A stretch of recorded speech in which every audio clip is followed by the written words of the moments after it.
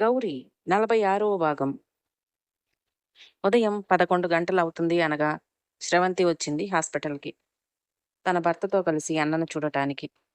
"నువ్వు తాగటమేంట్రా? అసలు ఏనాడూ లేని అలవాటు. ఇదెప్పుడొచ్చింది నీకు? నువ్వు తాగటమే మాకు తెలియదు. అలాంటిది తాగి యాక్సిడెంట్ అయిందంటే ఎలా అర్థం చేసుకోవాలో కూడా తెలియట్లేదు. జీవితంలో నువ్వు అనుకున్నది సాధించావు. నువ్వు కోరుకున్న వృత్తిలోనే ఉన్నావు. ఇంత గౌరవప్రదమైన వృత్తిలో ఉంటూ ఇలాంటివి చేయటానికి సిగ్గులేదు" అంటూ బాగా తిట్టింది స్రవంతి. ఏమీ మాట్లాడలేదు అభినందన్. గౌరీ కూడా స్రవంతి అడిగినట్లుగానే అడిగింది.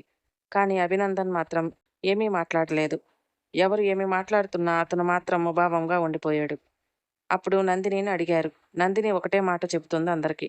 "నాకేమీ తెలియదు. ఎందుకిలా చేస్తున్నాడో నాకు తెలియదు" అని చెప్పింది. జగతి కూడా అడిగింది అభినందన్ని. "ఎందుకు తాగుతున్నావు నువ్వు? ఎందుకు తాగాల్సిన అవసరం వచ్చింది?" అని. కానీ ఎవరికీ ఎలాంటి సమాధానం చెప్పలేదు అభినందన్. అది హాస్పిటల్ కావటంతో అక్కడ అతన్ని ఇంకా ఎక్కువ ఇబ్బంది పెట్టడం బాగోదని అందరూ ఇంటికి వెళ్ళాక మాట్లాడుకోవచ్చు అని నిర్ణయం తీసుకుని ఇక ఏమీ అడగకుండా ఉండిపోయారు. అభినందన్, నందిని మధ్య కూడా ఎలాంటి మాటలు లేవు. అభినందన్ ఎవరితో మాట్లాడటం లేదు. అభినందన్ మాట్లాడుకున్నా అతనికి కావలసినవన్నీ చేస్తూ ఉంది నందిని. అతని దగ్గరే ఉంటూ చాలా జాగ్రత్తగా చూసుకుంది. 4 రోజులు గడిచిపోయాయి. అభినందన్ని డిశ్చార్జ్ చేశారు. అందరూ ఇంటికి వెళ్ళారు. గౌరీ కూడా తన పనులన్నీ పక్కన పెట్టుకుంది కొన్ని రోజులు. ఆ రోజు సాయంత్రం ఇంటికి వచ్చిన తరువాత అభినందన్ని ఖచ్చితంగా అడగాలి. అతడు ఇలా చేయటానికి గల కారణం ఏమిటో కనుక్కోవాలి అని అనుకున్నారు అందరూ. అభినందన్ హాల్లో కూర్చుని ఉండగా అందరూ అక్కడికి వచ్చారు. నందినిని కూడా తీసుకువచ్చి అందరూ కూర్చున్నారు. "అభి, నువ్వు ఎందుకు ఇలా చేస్తున్నావు? మాకు తెలియాలి. నువ్వు తాగడానికి గల కారణం ఏమిటి?" అని అడిగింది జగతి. మాటలు లేవు అభినందన్లో. నందిని వైపు చూస్తూ, "నీకైనా తెలియదా నందిని?" అని అడిగింది. "నాకేమీ తెలియదు" అని అంది నందిని. "భర్త ఎందుకు అలా ఉంటున్నాడో తెలియకపోవటం ఏంటి? నిన్ను చూస్తుంటే నాకు ఒక విషయం అనిపిస్తుంది. వాడు తాగటానికి కారణం నువ్వేనని" అని అంది జగతి. "ఆ మాటలతో అలా అంటారేంటి వదినా? నందిని ఎలా కారణమవుతుంది? నందిని తప్పేంటో తెలియాలి కదా. నాకు తెలిసినంత వరకు నా బిడ్డ ఎప్పుడూ తప్పు చేయదు. కారణం ఏమిటో కరెక్ట్గా కనుక్కోకుండా నందిని అనటం కరెక్ట్ కాదు" అని అంది గౌరి. "నేను చాన్నాళ్ళ నుంచి గమనించాను. వీళ్ళిద్దరి మధ్య అన్యోన్యత లేదు. భర్త బయటికి వెళ్ళి అర్ధరాత్రి ఎప్పుడో వస్తున్నా కానీ ఏమీ పట్టించుకోకుండా హాయిగా పడుకుంటుంది నందిని. వాడిపై ప్రేమ అనేది ఉంటే వాడి కోసం ఎదురు చూడాలి కదా. వాడెందుకు ఇలా చేస్తున్నాడని దిగులు పడాలి కదా. అదేదీ లేకుండా హాయిగా నిద్రపోతుంది. దీన్ని బట్టి అర్థమవుతుంది దీనంతటికీ కారణం నందిని అని" అంది జగతి. "అభినందన్, వింటున్నావు కదా. నువ్వు నోరు తెరవకుండా ఉండటం వల్ల నిందలన్నీ నందిని మీద పడుతున్నాయి. అసలు నువ్వు ఎందుకు ఇలా చేస్తున్నావు చెప్పు. దానికి ఏదైనా పరిష్కారం ఉంటే అందరం కలిసి ఆలోచిద్దాం. కానీ కారణాలు లేకుండానే నా కూతురిపై నింద వేయటం కరెక్ట్ కాదు" అని అంది గౌరి. "చెప్పటానికి ఏమీ లేదు. ఇక ముందు ఇలాంటివి జరగవు. వెళ్ళి ఎవరి పనులు వాళ్ళు చూసుకోండి" అని అన్నాడు అభినందన్. "జరగవు అంటే ఎన్నాళ్ళు జరగవు? ఇప్పుడు బయటికి వెళ్ళలేవు కాబట్టి ఒక 3 నెలల వరకు ఉంటావేమో. ఆ తర్వాత మళ్ళీ వెళ్ళవని నమ్మకం ఏంటి? అయినా ఇక ఇందాక తీసుకొచ్చాక కూడా నువ్వు ఇలా చేయటం వెనక ఉన్న కారణం ఏంటో మేము కనుక్కోలేకపోతే తల్లిదండ్రులుగా మేము ఉండి లాభం ఏంటి? నువ్వు ఇలా ఉండటానికి కారణం నీ భార్యకు తెలియదు, మాకు తెలియదు. నీలో నువ్వు దాచుకుని ఎన్నాళ్ళు బాధపడతావు? ఈరోజు ఖచ్చితంగా నువ్వు చెప్పాల్సిందే" అని పట్టుపట్టింది జగతి. "అందరూ అంతలా అడుగుతుంటే చెప్పటానికి నీకేంటి? నువ్వు తాగి బయట తిరుగుతుంటే అందరూ నీ కోసం బాధపడాలా? నువ్వు చెప్పకపోతే అందరూ నా వల్లే అనుకుంటున్నారు" అని అంది నందిని. "నీ వల్లే కదా. మొత్తం కారణం నువ్వే కదా" అన్నాడు అభినందన్. అందరూ విస్మయంగా చూస్తూ ఉండిపోయారు. జగతి తేరుకుని, "నేను చెప్పానా? పెళ్ళాంతో ప్రశాంతత లేనప్పుడే ఇలా బయటకు వెళ్ళి తాగి వస్తారు.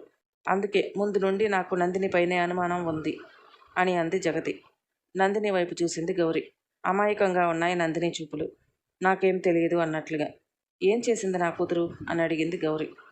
"ఇవన్నీ పెద్దవాళ్ళ ముందు చెప్పుకునే విషయాలు కాదు. మా ఇద్దరి మధ్య ఉండే వ్యక్తిగత విషయాలు. నేను చెప్పలేను" అని అన్నాడు అభినందన్. "మీ ఇద్దరి మధ్య ఉన్నంత వరకే అది మీ వ్యక్తిగతం.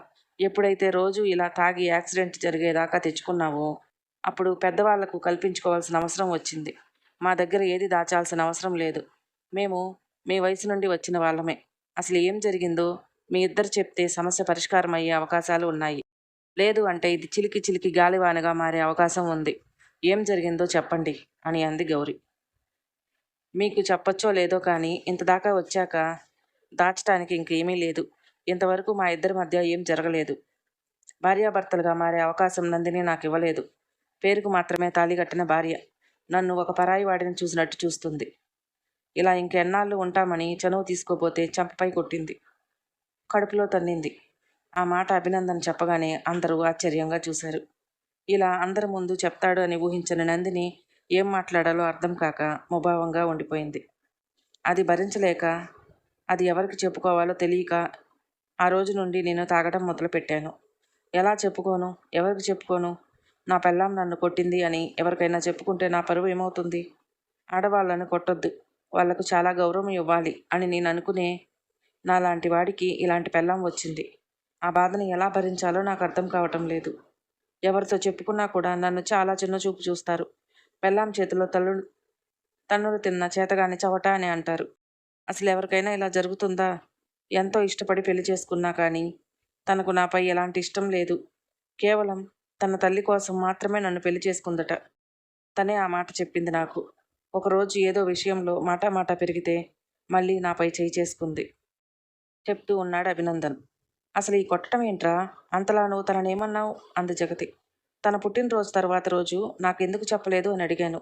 దానికి నాతో చాలా వాదన చేసుకుంది. నువ్వు ఇలా నాతో ప్రతిరోజు వాదన వేసుకుంటే నాకు నీ మీద ఇష్టం తగ్గిపోతుంది అని అన్నాను. దానికి ఇష్టం లేని దానికి కలిసి ఉండటం ఎందుకు అంది. తనకు భార్యాభర్తల బంధం అంటే లెక్కలేదు.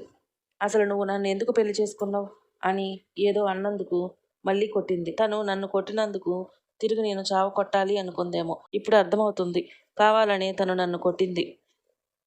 అలా చేస్తే నాకు బాగా కోపం వచ్చి తనని కొడితే అప్పుడు అందరికీ దాని దెబ్బలు చూపించుకొని తన భర్త తనని గృహహింస పెడుతున్నాడని చెప్పుకొని నాతో విడిపోవాలి అనుకుందేమో. అందుకే కావాలని ఇలా చేస్తుందేమో. నాకు అర్థం కాలేదు. ఆ రోజు నుంచి నేను తాగొచ్చినా పట్టించుకోవటం లేదు, నాతో మాట్లాడటం లేదు. ఇంట్లో తను అలా ఉంటుంటే అసలు నాకు దేనిపై శ్రద్ధ లేకుండా పోతుంది. ఆఫీస్లో కూడా తెలియకుండా చేయకూడని ఫైల్స్పై సంతకం చేశాను. దాంతో అక్కడ కూడా నాకు ఇబ్బందులు మొదలయ్యాయి. ఎక్కడ సుఖం లేక ఇలా తాగుడులో సుఖం వెతుక్కుంటూ స్నేహితులతో కలిసి తిరుగుతున్నాను. కానీ మొన్న ఏమైందో తెలుసా అన్నాడు. అందరూ వింటూ ఏమైందో అన్నట్లు అభినందన్ వైపు చూస్తున్నారు. గౌరీ ముఖంలో అయితే నెత్తిరి చుక్కలేదు. తన కూతురు తన అల్లుడిని కొట్టింది. తన కూతురి వల్లే ఇలా జరిగింది అంటే తర్వాత ఏమని సమాధానం చెప్పాలో అర్థం కాలేదు. నందిని మాత్రం మాట్లాడటానికి నాకేమైనా అవకాశం ఇస్తాడా? మొత్తం తన వైపు తిప్పుకొని చెప్పుకుంటున్నాడు. ఇప్పుడు నేను ఎలా సమాధానం చెప్పాలి? ఎంతమందికి ఏమని సంజాయిషి ఇవ్వాలి అనుకుని కంగారుగా చూస్తూ ఉంది. మళ్ళీ చెప్పటం మొదలుపెట్టాడు అభినందన్. ఆ రోజు నా స్నేహితుడు ఒకడు అడిగాడు, అసలు నువ్వు ఏ రోజు తాగేవాడివి కాదురా. మన కాలేజీ రోజుల్లో కూడా ఎంత బతిమలాడినా కూడా ఏ పార్టీలో కూడా ఉండకుండా వెళ్ళిపోయేవాడివి. అలాంటిది ఇప్పుడు తాగుతున్నావంటే కారణం పెద్దదే అయి ఉంటుంది. నేను ఎప్పటి నుంచో నీకు స్నేహితుడిని కదా, నా దగ్గర దాచటం ఎందుకు? ఎవరికైనా చెప్పుకుంటే నీ మనసులో భారం తగ్గుతుంది అన్నాడు. వాడు అలా ఓదార్పిస్తుంటే ఉండబట్టలేక జరిగిందంతా చెప్పాను. మన సమస్యలు విని నవ్వేవాడే కానీ అయ్యో అని అనేవాడు ఎవడూ ఉండడని నేను ఆ క్షణం తెలుసుకోలేకపోయాను. వాడు తాగి ఉండటం వల్ల నేను చెప్పిందంతా విని గట్టిగా నవ్వుతూ మా స్నేహితులకి అందరినీ పిలిచి అందరికీ చెప్పాడు. ఇన్నాళ్ళు వీడేదో గొప్ప మగోడు అనుకున్నా. పెళ్ళి ఇన్ని నెలలైనా మ్యాటర్ ఏం లేదట. పైగా వీడు రోజు పెళ్ళాం చేతిలో తన్నులు తింటూ ఉన్నాడంట అంటూ నవ్వాడు. అందరూ అది విని నువ్వు ఇంత చేతగాని వాడివా, నువ్వేదో గొప్ప ఉద్యోగం చేస్తున్నావని చాలా గొప్పవాడివి అనుకున్నాం. పెళ్ళాన్ని కూడా ముట్టుకోలేని చవట సన్నాసివా, రోజు పెళ్ళాం చేతిలో తన్నులు తిని ఆడంగి నాయాలవా అంటూ అందరూ నన్ను చాలా అవమానించారు. ఆ మాటలు విని భరించలేక వాడితో కొట్లాటకు దిగాను. కొట్టుకున్నాం కూడా. అలాంటి వాళ్ళు నా స్నేహితులు అని నా మీద నాకే విరక్తి. వారందరికీ వీడ్కోలు చెప్పి ఇక జన్మలో వారి మొహం చూడనని తిట్లు తిట్టి ఇంటికి బయలుదేరాను. కానీ ఇంటికి వస్తూ ఉంటే వారు అన్నమాట చెవుల్లో మారుమోగుతూ ఉన్నాయి. అవి భరించలేక నేను చెవులు మూసుకున్నాను. అలా బండి వదిలేయటం వల్ల నాకు యాక్సిడెంట్ జరిగింది. ఇప్పుడు చెప్పండి అందరూ, అన్నింటికీ కారణం నందినియా కాదా అని చెప్పటం ముగించాడు అభినందన్. అది చెప్పటం పూర్తి కాగానే వెళ్ళి అభినందన్ పక్కన కూర్చుని తన తల నిమురుతూ, ఇంత బాధ ఇంతకాలం ఒక్కడివే భరించావా? ఎవడో స్నేహితుడితో చెప్పాలి అనుకున్నావు, పంచుకోవాలనుకున్నావు. ఇంట్లో ఉన్న అమ్మ గుర్తుకు రాలేదా అంది జగతి. ఇలా అని ఎవరైనా చెప్పుకోగలుగుతారా అమ్మ? పెళ్ళాం కొడుతుందని ఎలా చెప్పుకునేది? నా కొడుకు భవిష్యత్తు గురించి ఎన్ని కలలు కన్నాను. వాడి జీవితంలో ఎంతో సాధిస్తాడు. ఇక వాడికి అన్నీ మంచి రోజులే అనుకున్నాం. కానీ ఇలా ఒక పిల్ల రూపంలో వాడి జీవితంలో సుఖం అనేది లేకుండా పోతుందని మేము ఊహించలేకపోయాం. చూసావా వదిన, కొట్టడం ఏంటి? నా కొడుకు హోదా ఏంటి? అలాంటి వాడిని నీ కూతురు ఎలా చూసుకోవాలి? ఇలాంటి భర్త దొరకటమే పూర్వజన్మ సుకృతం అనుకుని రోజు కాళ్ళు కడిగి నెత్తి మీద చల్లుకోవాలి. అలాంటి సంబంధాలు చాలా వచ్చాయి. కానీ వీడు మాత్రం ఈ పిల్లని కోరుకున్నాడు. వాడి మాట కాదనటం ఎందుకని వాడికి నచ్చిన అమ్మాయినిచ్చి పెళ్లి చేసినందుకు, కానీ కట్నం కూడా ఆశించినందుకు ఇలాగేనా చేసేది? మనందరి ముందు వాడికి జరుగుతున్నది చెప్పుకోవటానికి వాడు ఎంత ఇబ్బంది పడి ఉంటాడు? ఈ విషయం బయట ఎవరికైనా తెలిస్తే ఎంత పరువు తక్కువ? కాలం మారుతుందంటే ఏదో అనుకున్నా, పెళ్ళాం మగుణ్ణి కొట్టేంత మారుతుంది అని ఊహించలేకపోయాను. అసలు ఇలాంటి పిల్ల మా వాడికి వద్దు. వెంటనే తీసుకుని వెళ్ళిపో. నా కొడుకును నేను చూసుకోగలను. పెళ్లి కాకముందే వాడు ప్రశాంతంగా ఉన్నాడు అనుకుంటూనే ఉన్నా. ఏనాడు లేని అలవాటు ఏంటా అని. కానీ ఇంత ఘోరంగా వాడు మానసిక వేదన అనుభవిస్తున్నాడు కాబట్టి అలా తాగుతున్నాడని ఊహించలేకపోయాను. ఈ పిల్ల ఇలాగే ఉంటే నా కొడుకు కూడా నాకు కాకుండా పోతాడు. దయచేసి నీ కూతుని నువ్వు తీసుకుని పో అని అంది జగతి. అసలు కొట్టడం ఏంటో అర్థం కాలేదు గౌరీకి. స్కూల్లో చదువుతున్నప్పుడు తన చెల్లెల జోలికి ఎవరైనా వస్తే కొట్టేది. ఆడపిల్ల అలాగే ధైర్యంగా ఉండాలి అని అనుకుంది. కొడుకైనా కూతురైనా తనే అని ఆత్మవిశ్వాసంతో ఉండేలా, భయపడకుండా ధైర్యంగా ఉండేలా పెంచింది. అలా పెంచే క్రమంలో ఆడపిల్లల అణకువ నేర్పటం మర్చిపోయానా అని అనుకుంది గౌరి. అతడు చెప్పిన విషయాలు వింటుంటే ఎవరికైనా సరే తప్పు ముమ్మాటికి నందినినే అంటారు. ముందు ముందు నందిని పరిస్థితి ఏమవబోతుంది? నందిని కన్న కలలన్నీ తీర్చుకోగలుగుతుందా? మరో భాగంలో తెలుసుకుందాం. మన వీడియోలు మీకు నచ్చినట్లయితే ప్లీజ్ లైక్ చేయండి, షేర్ చేయండి, సబ్స్క్రైబ్ చేసుకోవటం మాత్రం మర్చిపోకండి. Thank you.